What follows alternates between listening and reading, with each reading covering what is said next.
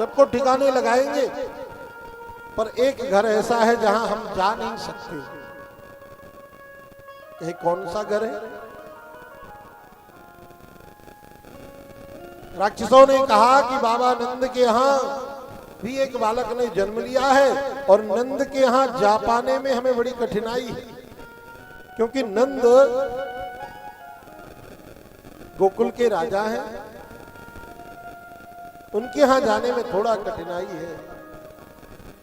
पूतना मौसी बोल पड़ी। पूतना मौसी ने कहा, रे तुम नहीं जा सकते, मैं तो जाऊंगी।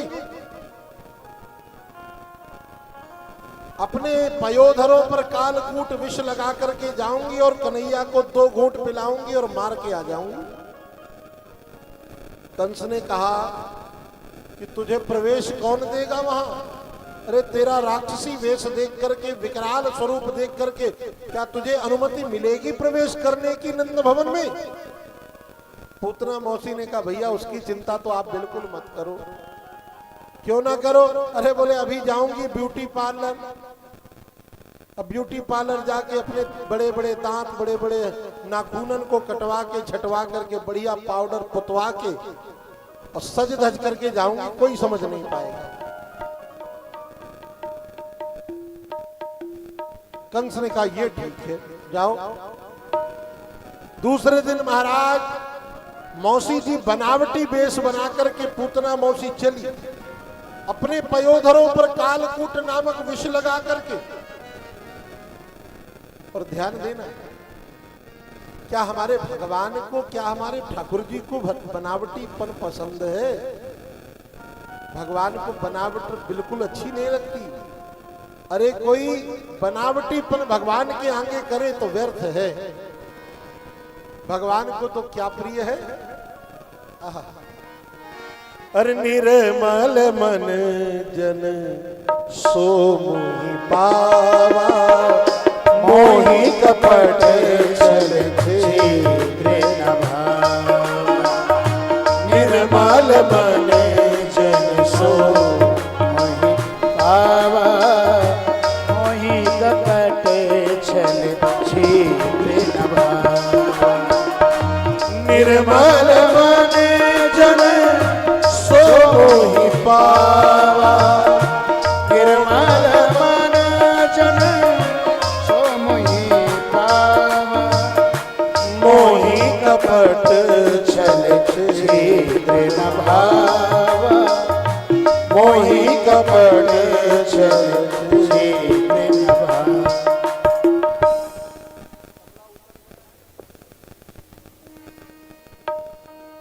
निर्मल मन जन सो मोहि पावा, मोहि कपट छल छिद्र न भावा।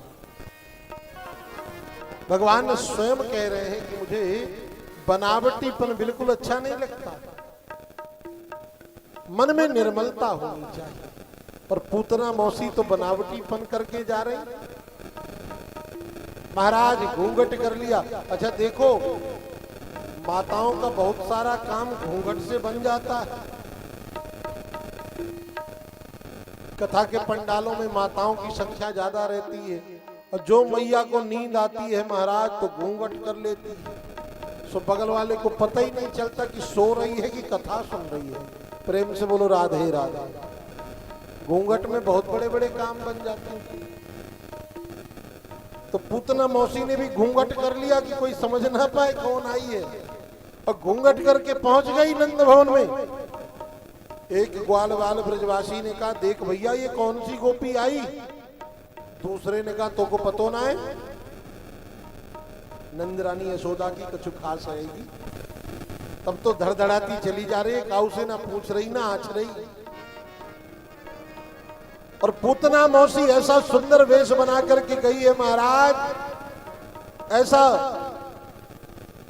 बनावटी वेश बनाया है कि सब देख करके भौचक्के रह गए, पर काऊ के मुखमंडल से आवाज ना निकली। अंतःपुर में प्रविष्ट हो गई नंद भवन में, और उस कक्ष में पहुंच गई जहां नंद रानी यशोदा लाला को पालने में झुला रही है।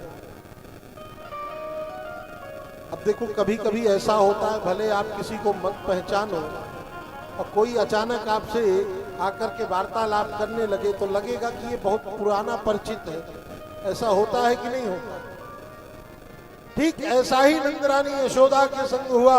नंदरानी यशोदा पहचानती नहीं है पूतना को, पर पूतना ने जाकर के कहा, अरे बहन, मैंने सुना कि तुम्हारे घर लाला को जन्म भयो, तो मैंने सोची चलो वह लाला को मैं भी आशीर्वाद दे आऊं। नंदरानी यशोदा ने कहा, मेरा थोड़े, आप सबन को लाला है, खूब चकाचक का आशीर्वाद दो।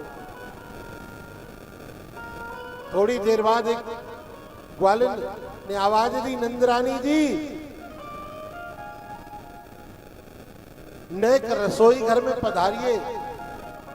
नंदरानी यशोदा रसोई कक्ष में जाने के लिए उद्यत हुई। पूतना वहीं पर खड़ी थी। पूतना से कह करके गई, अरे बहन देखना जरा, मैं अभी आती हूं। अब पूतना को तो एकांत ही चाहिए था। पूतना को अवसर मिल गया महाराज, तो तत्क्षण गोविंद को अपनी गोद में उठा लिया। अपनी गोद में उठाया और महाराज जो विषाक्त पयोधर है, अपने विषाक्त स्तन को गोविंद के मुख में दे दिया, जिसमें कालकूट विष लगा। और जब विषाक्त पयोधर गोविंद के मुख में दिया तो भगवान ने अपने नेत्र बंद कर लिए। अच्छा, भगवान ने नेत्र बंद क्यों किए? भगवान ने नेत्र इसलिए बंद किए क्योंकि भगवान के नेत्र कोई सामान्य नेत्र तो है नहीं। भगवान के नेत्र एक है सूर्य और दूसरा है चंद्रमा। मानो सूर्य चंद्र कहना चाहते, अरे कितनी पापी है तू, बता अभी गोविंद 6 दिनों के हैं और 6 दिन को कन्हैया के मारने के लिए तू आई। जा, तुझ जैसी उल्टा का, तुझ जैसी पापनी का हम मुख नहीं देखना चाहते। इसलिए मानो सूर्य चंद्रमा ने अपने आप को बंद कर लिया उन नेत्रों के रूप में कि हम तुझे देखना नहीं चाहते। दूसरा भाव कि भगवान ने नेत्र बंद क्यों किए? भगवान ने इसलिए नेत्र बंद किए क्योंकि पूतना ने हजारों निरापराध जीवों की हत्या कर ली। गोविंद के कारण हजारों निरापराध जीवों की हत्या करी। इसलिए भगवान उन जीवात्माओं का स्मरण कर रहे हैं नेत्र बंद करके कि भैया आप सबको मारने वाली पूतना को आज मैं उद्धार करूंगा। तीसरा भाव, भगवान ने नेत्र बंद क्यों किए? भगवान विचार कर रहे हैं, विचार कर रहे हैं। भगवान की मौसी जी काम तो वही कर रही है जो एक माँ कार्य करती है। भाई माँ अपने पुत्र को अपनों पयोधर पान कराती है कि नहीं कराती? माँ अपने बालक को दूध पिलाती है। तो मौसी जी भी वही काम कर रही हैं। इसलिए इन मौसी जी को मुझे कौन सी गति देनी चाहिए? भगवान नेत्र बंद करके उस गति का विचार कर रहे हैं। और चौथा भाव कि भगवान ने नेत्र बंद क्यों किए? भगवान बाल कृष्ण लाल का जन्म हुआ है ब्रज में माखन मिश्री खावे की ताई। पर ये जो मौसी जी है ना, ये जन्म लेते ही गोविंद को विष पिलाने आ गई, जहर पिलाने आ गई। बालकृष्ण महाप्रभु ने विचार किया कि जहर पीने का अभ्यास हमारा नहीं, विष पीने का अभ्यास हमारा नहीं है। विष पीने का अभ्यास किसका है? भगवान शंकर का। और मौसी जी काम वही करेंगी। इसलिए भगवान बालकृष्ण लाल विचार कर रहे हैं कि जहर पीने का अभ्यास तो महादेव का। इसलिए नेत्र बंद करके बालकृष्ण प्रभु महादेव को ध्यान कर रहे हैं कि बाबा पधारो, जहर जहर आप पी जाओ, दूध दूध हम पी जाएंगे। प्रेम से बोलो राधे राधे।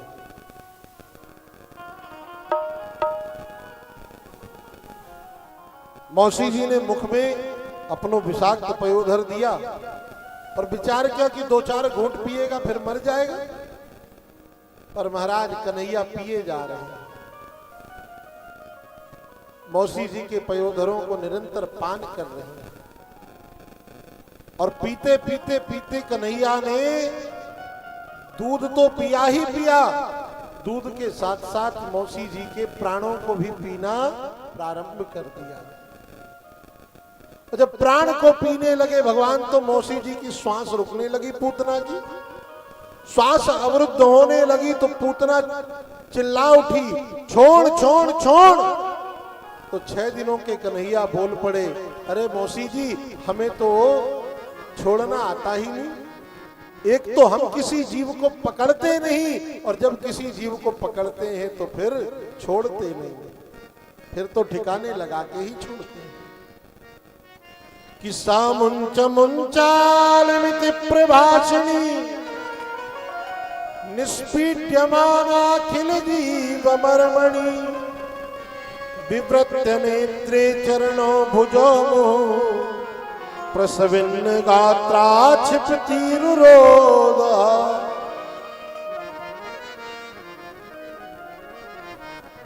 6 दिनों के कन्हैया बोल गए तो पूतना ने विचार किया कि ये बोलता है, 6 दिनों का बालक कभी बोलता नहीं और ये तो बोल रहा है। और जब पूतना के संपूर्ण प्राण अवरुद्ध हुए महाराज तो आकाश मार्ग में उड़ चली पूतना, विशाल अतिकाय वेश बनाया, उड़ी जा रही है। सारे ब्रजवासियों ने देखा, देखो भैया ये तो राक्षसी है, गोपी नाए सब पीछे हो लिए, उड़ती जा रही है पूतना।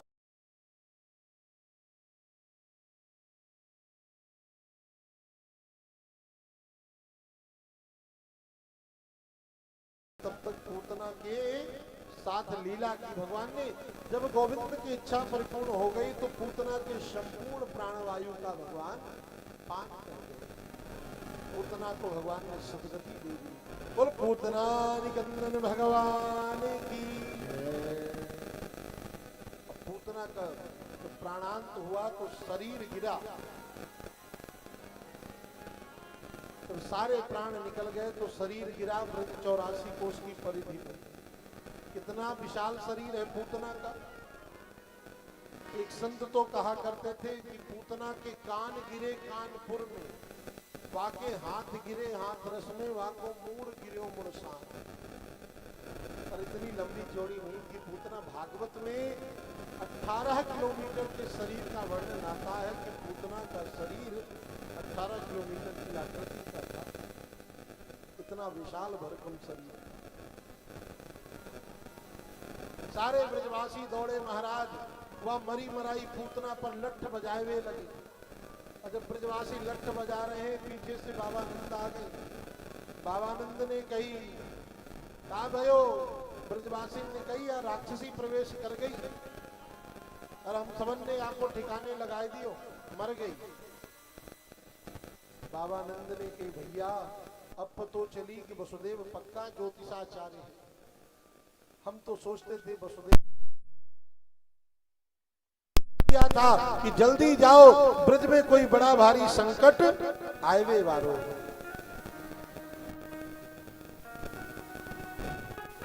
भगवान ने पूतना को सदगति दी। नंद रानी यशोदा व्रज वनिताएं सब दौड़ी है, कन्हैया को गोद में उठाया है। माताओं का एक अलग वात्सल्य होता है। माताओं की जो ममता है ना अलग ही होती है। कन्हैया को गोद में लेकर के जब नंद रानी यशोदा आई तो पूर्णमासी नाम की जो वृद्धा माता है, ब्रज 84 कोष में सबसे वृद्धा है पूर्णमासी नाम की मैया, 105 वर्ष की उम्र है। पूर्णमासी नाम की मैया ने खूब डांट लगाई यशोदा, करी यशोदा तू बावरी है गई है, तो को पतो ना है कि तेने लाला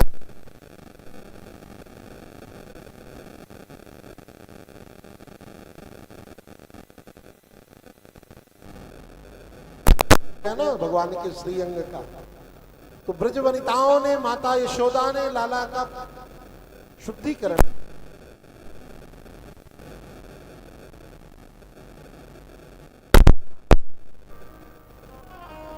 पंचगव्य से स्नान करा के, पंचगव्य गाय का दूध, गाय का दही, गौमूत्र, गाय का गोबर और गाय की घृत से निर्मित होता है पंचगव्य। पंचगव्य से स्नान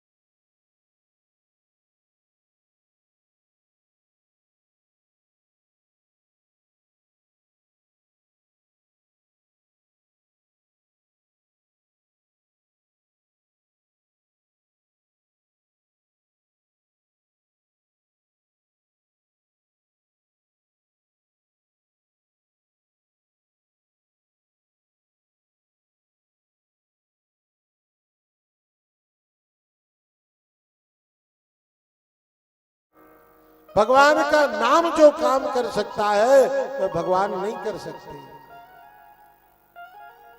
गोस्वामी जी तो मानस में कहते हैं, राम नाम तापस पिय तारी, नाम कोटि खल कुमति सुधारी।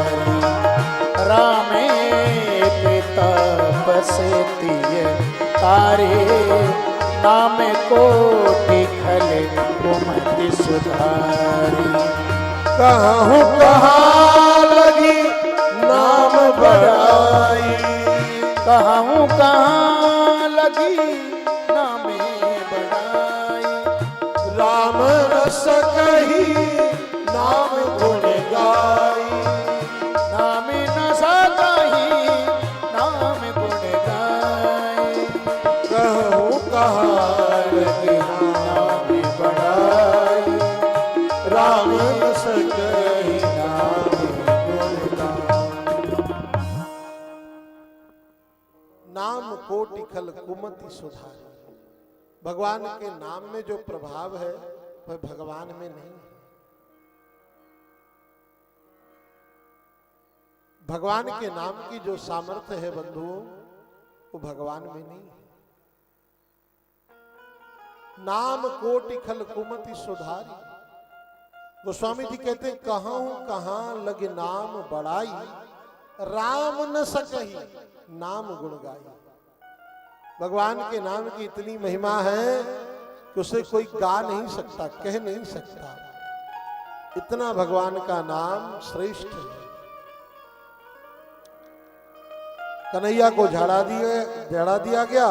झाड़ा देने के बाद अब पूतना के शरीर का अग्नि संस्कार हुआ। और कैसे हुआ? विचार करो, 18 किलोमीटर की चिता थोड़ी बनेगी। तो पूतना के शरीर को खंड खंड किया गया। कई खंडों में पूतना के शरीर को अमनिया किया गया। अमनिया करके कई चिताएं बनाई गई और पूतना के शरीर का संस्कार हुआ। सुखदेव महाप्रभु राजा परीक्षित से कहते हैं, परीक्षित ध्यान देना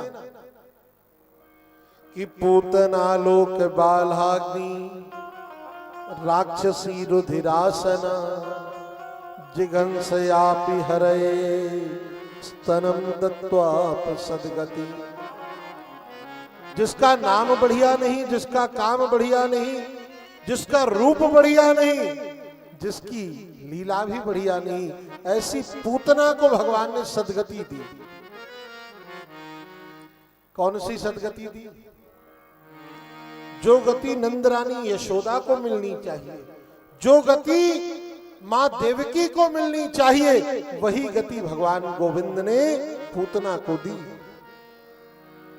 कि अहो वकी प्रियम स्तन काल कूटम जिगंसयापाययदप्यसाध्वी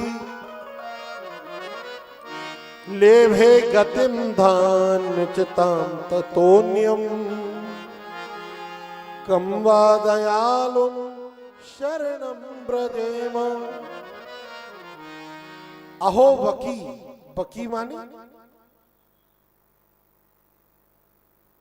बकासुर की बकी। देखो तो इस पूतना को, स्तन कालकूट, अपने स्तनों पर कालकूट विष लगा करके आई कन्हैया को मारने के लिए। पर भगवान की दयालुता का दर्शन करिएगा, कितने दयालु हैं भगवान। कहे लेभे गतिम धान्यचितां ततोन्यम। भगवान ने पूतना को कौन सी गति दे दी महाराज। कहे लेभे गति, जो गति नंदरानी यशोदा मां देवकी को मिलनी चाहिए वही गति भगवान ने पूतना मौसी को